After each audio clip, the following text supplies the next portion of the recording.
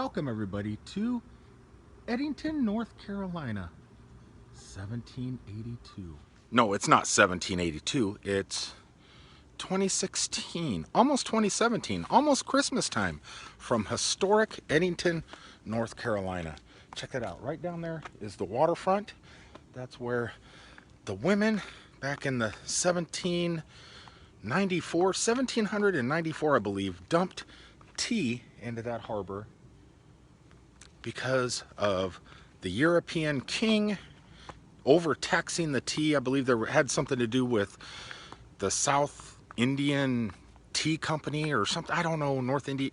Do your Google-like, Columbo-like researches and you can find out the history of why Eddington, North Carolina, and Boston, Massachusetts, decided to dump their tea into the harbors in protest. This is one of the towns that did it. Pretty historic place. Look at these buildings. This is Main Street, the main drag, the central thoroughfare through town. Quite a busy day today. Look, I'm gonna walk right out in the middle of the street. Let's see if we could do that without getting hit by any oncoming traffic. It doesn't look like it. Doesn't look like it at all. Well, I'm gonna walk to the far end of Main Street and check out an old cemetery that was here in the early 1700s that the town put together to have free burials for the citizens that lived in this town. After the Civil War, they stopped letting people be buried within the cemetery. During the Revolutionary War, locals were allowed to be buried there for free. After the Civil War, they stopped that and started putting bodies into another cemetery down the road about a half a mile. So this cemetery we're going to is the original Eddington, North Carolina cemetery that was founded, I believe, during the Revolutionary War. Most of these storefronts have all their Christmas displays right out here on the sidewalk. Check this out. Very Disney-like. Something else that is pretty amazing about this street and all these businesses, at the base of each business, there's a date of when the building was established and the business was established. Check some of these dates out. This one isn't as old as a lot of the others. Most of the dates are found towards the bottom. This one. And if you go off the main strip down these side streets, the buildings are a lot older. They date back to the 1700s.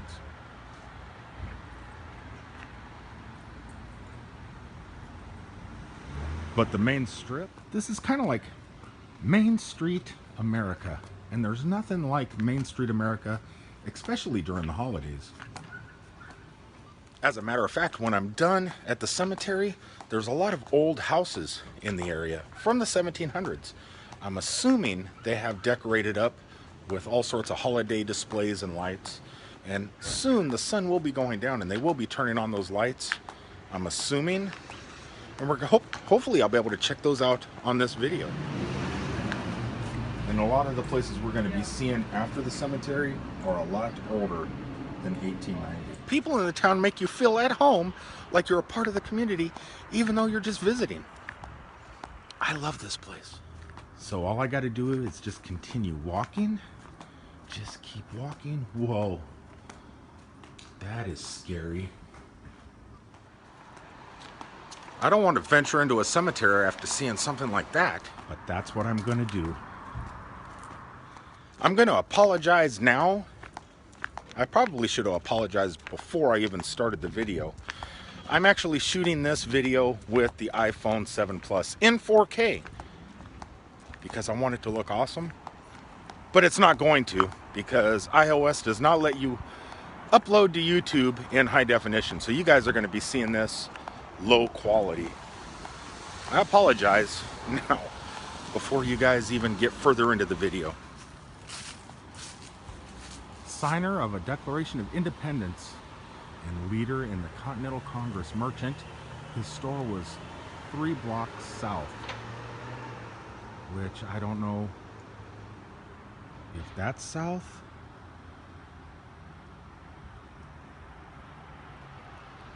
Or if that's south.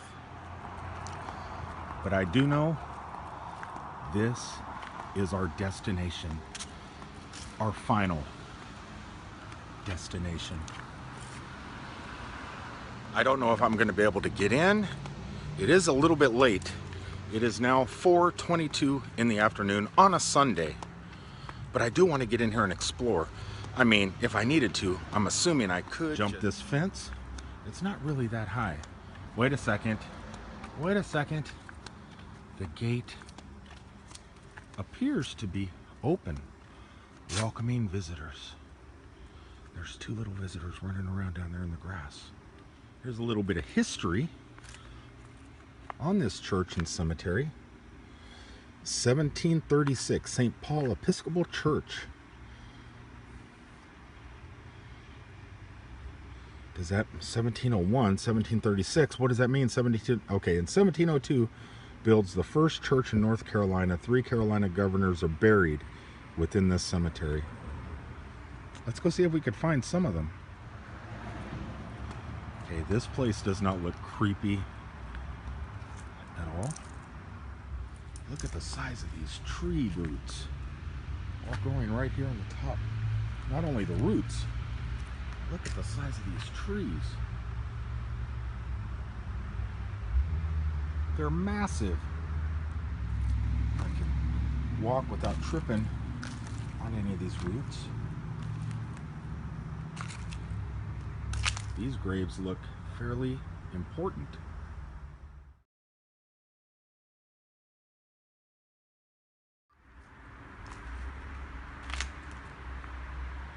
Oof. So, a judge is buried here.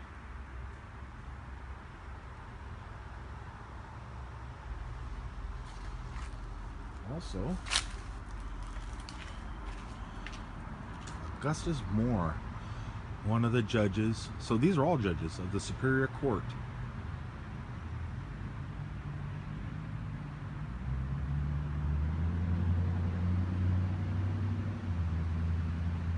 And nestled among the roots of these trees right here,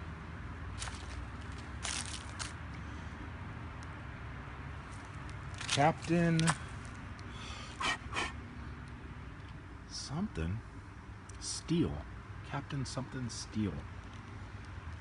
Look at this. The tree roots really got in this, guys.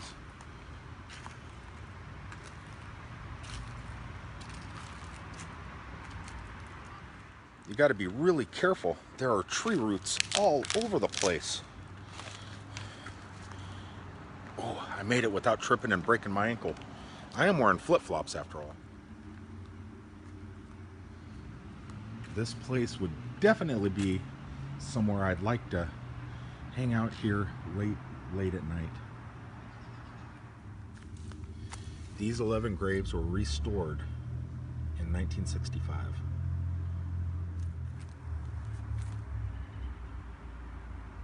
I really do like old cemeteries, especially ones from the 1700s.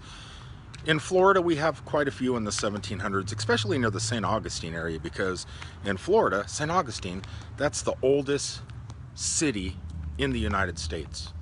European city, I believe. Spanish, European, whatever you would call it. I mean, there were people here more than 500 years ago. You know, obviously we had Native Americans, but for us, the settlers, Florida, St. Augustine, oldest city inhabited, continuously inhabited in the United States. So we do have cemeteries with graves dating back to the 1700s and 1600s. But I just love this stuff. Look at this. A weeping angel. An honest to goodness weeping angel. Don't blink.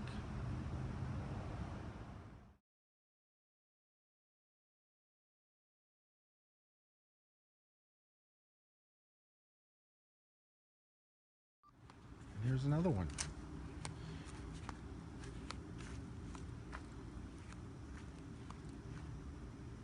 Very rare. This place is not as massive There's a lot of other cemeteries, but it's well maintained and actually quite beautiful.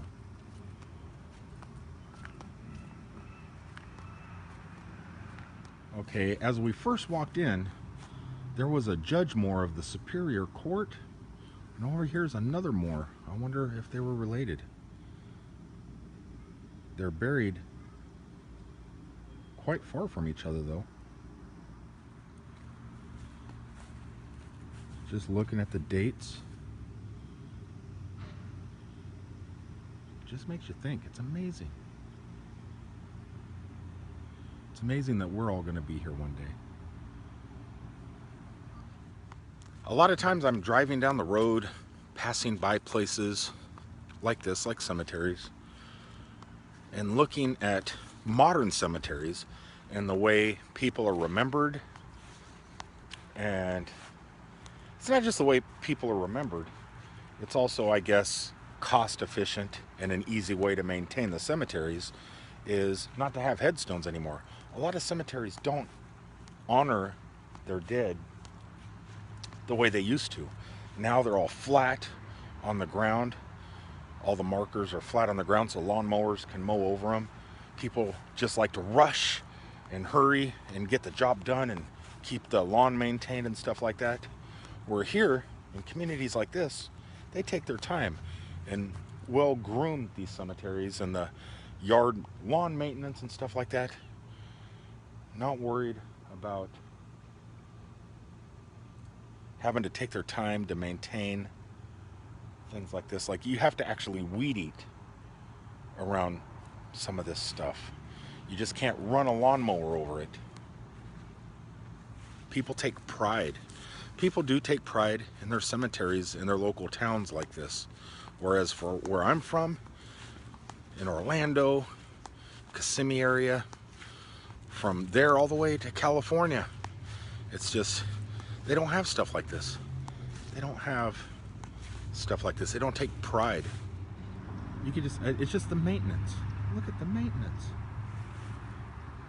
It's manicured so perfect.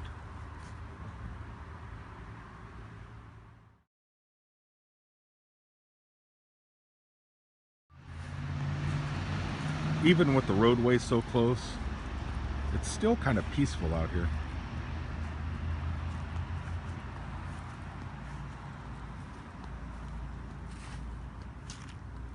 This is kind of creepy.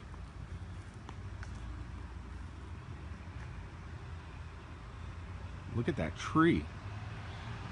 What if it's like absorbing the bodies and souls through these roots and sucking them into the tree? And these are all faces and heads that come out late at night. Creepy.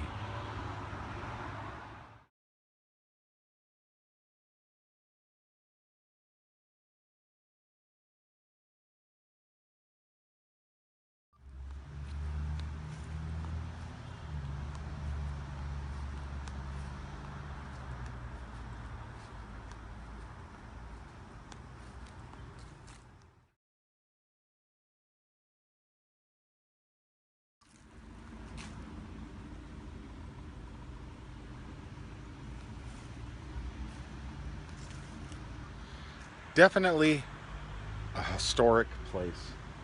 It's an amazing place.